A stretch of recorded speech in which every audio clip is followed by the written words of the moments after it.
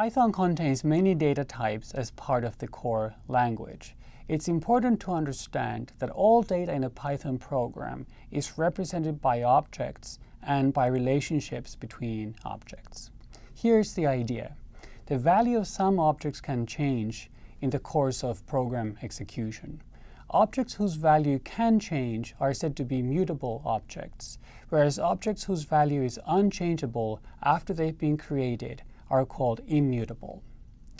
Python also contains built-in functions that can be used by all Python programs. The Python library consists of all core elements, such as data types and built-in functions, but the bulk of the Python library consists of modules. In order for you to be able to make use of modules in your own code, you first need to import those modules using the import statement. Each object in Python has three characteristics. These characteristics are called object type, object value, and object identity.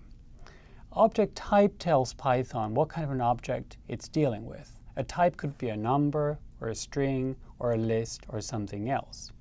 Object value is the data value that's contained by the object. This could be a specific number, for example. Finally, you can think of object identity as an identity number for the object. Each distinct object in the computer's memory will have its own identity number.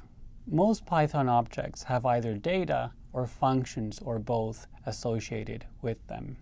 These are known as attributes. The name of the attribute follows the name of the object, and these two are separated by a dot in between them. The two types of attributes are called either data attributes or methods. A data attribute is a value that is attached to a specific object. In contrast, a method is a function that is attached to an object, and typically a method performs some function or some operation on that object. Object type always determines the kinds of operations that it supports. In other words, depending on the type of the object, different methods may be available to you as a programmer. Finally, an instance is one occurrence of an object. For example, you could have two strings. They may have different values stored in them, but they nevertheless support the same set of methods. To clarify the difference between a data attribute and a method, let's do some Python.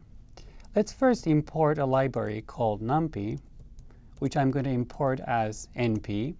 And this is just to save me some typing. I'm going to define two arrays. Let's say my first array consists of the numbers 1, 3, and 5. I'm going to call that x.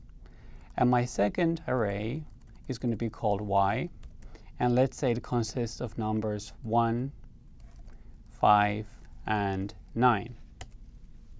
Now, both of these objects are NumPy arrays. That means they both support the same methods and have the same attributes available.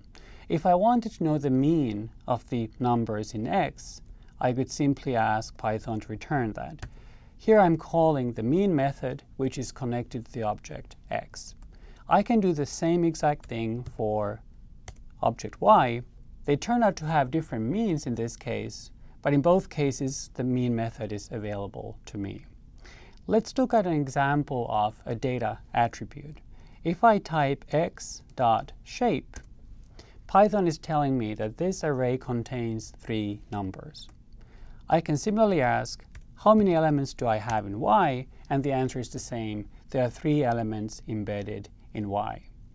Notice in the first case, when I asked Python to compute a value, I have parentheses following the name of the attribute. That means mean is a function. In contrast, when I ask Python to return the shape of the array, I don't have parentheses following the word shape. That means shape is a data attribute.